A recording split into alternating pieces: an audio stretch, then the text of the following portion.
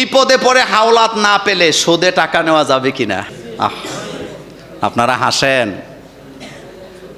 না, এই প্রশ্নটা আসলে সত্য। আমাদের দেশে এখন হাওলাত চাইলে কেউ দেয় না, সুদে চাইলে মসজিদের সভাপতিও রাজি। কথা কন না কেন? আসরের নামাজের পরে মসজিদের সভাপতির কাছে বয়ে কয়, ভাই ছেলেটা বিদেশ যাবে, সব টাকা দেওয়া আসে, শুধু ফ্লাইটের টাকাটা বাকি, টিকিটটা কাটলেই যেতে পারে। কয় আমার কাছে টাকা টোকা নাই। তোকে ভাই টাকা নাই, অসুবিধা নেই, একটা ব্যবস্থা করেন, যেমনি হোক, সুদে লাগলে সুদে হোক, যেমনি লাগে এমনি ব্যবস্থা করেন। কয় তাইলে ঠিক আছে, একটু দেখি, তোরে কালকে জানাবো। আলমারি খুললে টাকা গইনা দেখে মাশাল্লাহ 60-70 হাজার টাকা আছে।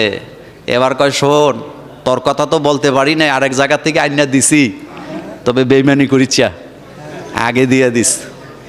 এরকমের সুদখোর বাংলাদেশে নাই। আচ্ছা, আমার একটা অভিজ্ঞতার কথা আপনাদেরকে শোনাই, শোনেন, একটা অভিজ্ঞতার কথা শোনাই। এক ছেলে বিদেশ গেছে সুদে টাকা নিয়া, মনোযোগ আছে? কি নিয়া? বিদেশ যাইয়া ওখান থেকে মাইর খেয়ে আইছে, টাকা কামাইতে পারে নাই। এখন বাংলাদেশে আইসে পরে টাকাওয়ালারা ধরছে। তো টাকাওয়ালারা ধরছে, মেল বইছে, মেল বুঝেননি, দরবার বসছে। দরবারের মধ্যে দরবারিরা বলতেছে, বেচারা তো টাকা মাইর খেয়ে আসছে, তো তুই আসল টাকাটা নিয়ে নে, সুদ টুদ আর চাইস না, তোর টাকাটা তুই নে। হেতে রাজি হয় না। অনেক চাপাচাপির পর যে টাকা নিছে হেতে বলতেছে, আমারে চাপাচাপি করে লাভ কি, আমি কেমনে মাফ করবো, বরং যে আসল মালিক সে যদি মাফ করে আমার আপত্তি নেই। তো মেলে দরবারের লোকেরা কয়, আসল মালিকটাকে? কয় যেই ছেলে বিদেশ গেছে, টাকা মূলত হেতের মার আমার মাধ্যমে সুদে লাগাইছে ফুতের কাছে। কি বুঝছেন? বাংলাদেশের মানুষ বাটপাড়িতে পিএইচডি করা, এটা করতে থিসিস লাগে না। বাংলাদেশের মানুষ বলেন বাটপাড়িতে, কিন্তু এই পিএইচডি করার জন্য কোনো থিসিস টিসিস লাগে নাই, কোনো শিক্ষক ইউনিভার্সিটি লাগে না, এতে নিজে নিজে পিএইচডি করছে। যারা বাটপাড়ি করে আপনি তারা থামাইতে পারবে না, এতে কোনো না কৌশলে করবেই করবে।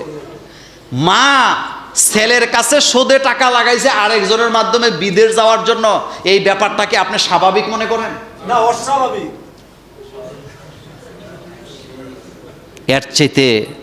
এর চেয়ে ভয়ঙ্কর কথা আর কিছু আছে? এই জাতিকে আল্লাহ হেফাজত করুক।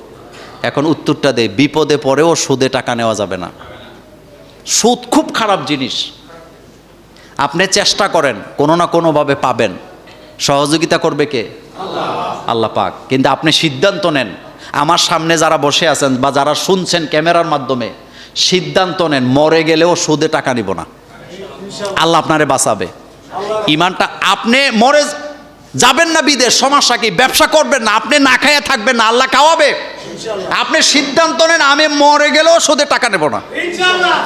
কারণ গত জুমায় বলছিলাম, সুদে যারা টাকা নেয়, যারা লাগায়, যারা লেখে, যারা বহন করে, যারা সাক্ষী হয়, যারা বিচার করে, সবাই দায়ী। সবাই কি দায়ী? এটা খুব খারাপ ব্যাপার। এবং পৃথিবীতে যত অপরাধ আছে, একটা অপরাধের একটা গুনাহ, শুধুমাত্র সুদ একটা অপরাধের 70টা গুনাহ।